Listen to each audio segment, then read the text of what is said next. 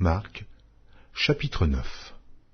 Il leur dit encore, « Je vous le dis en vérité, quelques-uns de ceux qui sont ici ne mourront point, qu'ils n'aient vu le royaume de Dieu venir avec puissance. » 6 jours après, Jésus prit avec lui Pierre, Jacques et Jean, et il les conduisit seuls à l'écart sur une haute montagne. Il fut transfiguré devant eux. Ses vêtements devinrent resplendissants, et d'une telle blancheur qu'il n'est pas de foulon sur la terre qui puisse blanchir ainsi. Élie et Moïse leur apparurent, s'entretenant avec Jésus. Pierre, prenant la parole, dit à Jésus, « Rabbi, il est bon que nous soyons ici. Dressons 3 tentes, une pour toi, une pour Moïse et une pour Élie, car ils ne savaient que dire, l'effroi les ayant saisis. » Une nuée vint les couvrir, et de la nuée sortit une voix, « Celui-ci est mon fils bien-aimé, écoutez-le. » Aussitôt les disciples regardèrent tout autour, et ils ne virent que Jésus, seul, avec eux.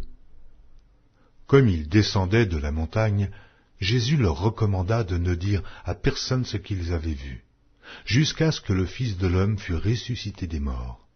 Ils retinrent cette parole, se demandant entre eux ce que c'est que ressusciter des morts.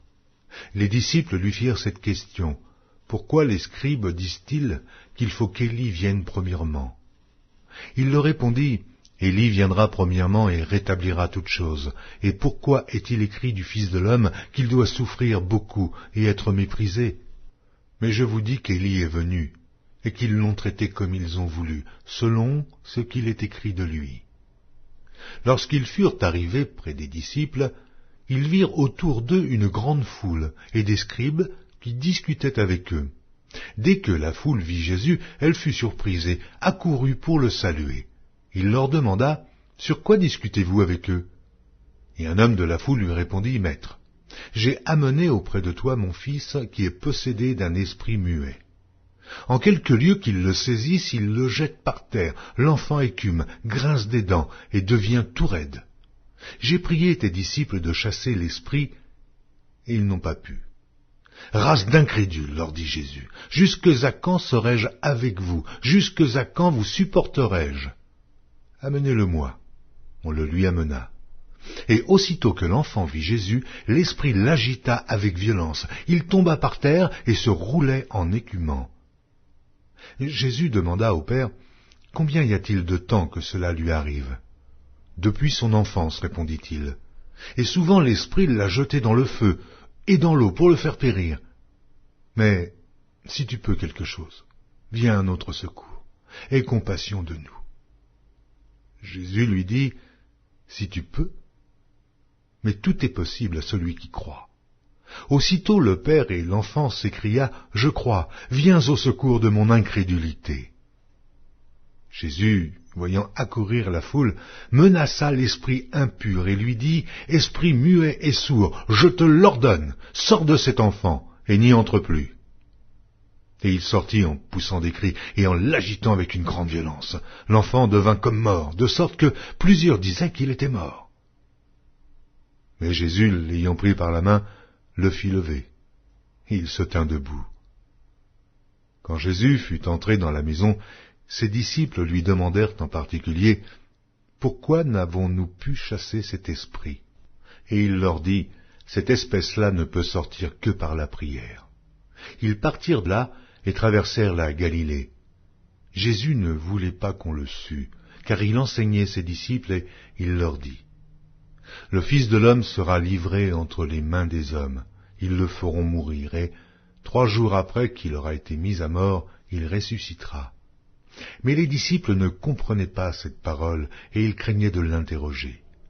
Ils arrivèrent à Capernaum. Lorsqu'il fut dans la maison, Jésus leur demanda, « De quoi discutiez-vous en chemin ?» Mais ils gardèrent le silence, car en chemin, ils avaient discuté entre eux pour savoir qui était le plus grand.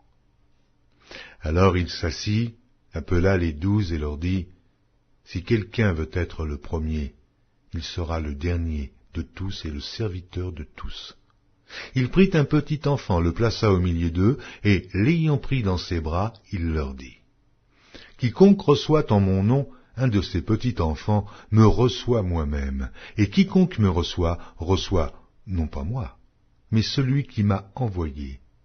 Jean lui dit, Maître, nous avons vu un homme qui chasse les démons en ton nom, et nous l'en avons empêché parce qu'il ne nous suit pas. Ne l'en empêchez pas, répondit Jésus, car il n'est personne qui, faisant un miracle en mon nom, puisse aussitôt après parler mal de moi. Qui n'est pas contre nous, et pour nous. Et quiconque vous donnera à boire un verre d'eau en mon nom, parce que vous appartenez à Christ, je vous le dis en vérité, il ne perdra point sa récompense. Mais si quelqu'un scandalisait un de ces petits qui croient, il vaudrait mieux pour lui qu'on lui mît au cou une grosse meule de moulin et qu'on le jetât dans la mer. Si ta main est pour toi une occasion de chute, coupe-la. Mieux vaut pour toi entrer manchot dans la vie que d'avoir les deux mains et d'aller dans la géhenne, dans le feu qui ne s'éteint point. Et si ton pied est pour toi une occasion de chute, coupe-le. Mieux vaut pour toi entrer boiteux dans la vie que d'avoir les deux pieds et d'être jeté dans la géhenne, dans le feu qui ne s'éteint point. Et si ton œil est pour toi une occasion de chute, arrache-le.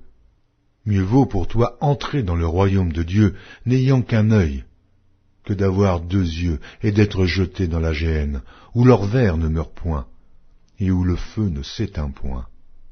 Car tout homme sera salé de feu. Le sel est une bonne chose. Mais si le sel devient sans saveur, avec quoi l'assaisonnerez-vous? Ayez du sel en vous-même, et soyez en paix les uns avec les autres.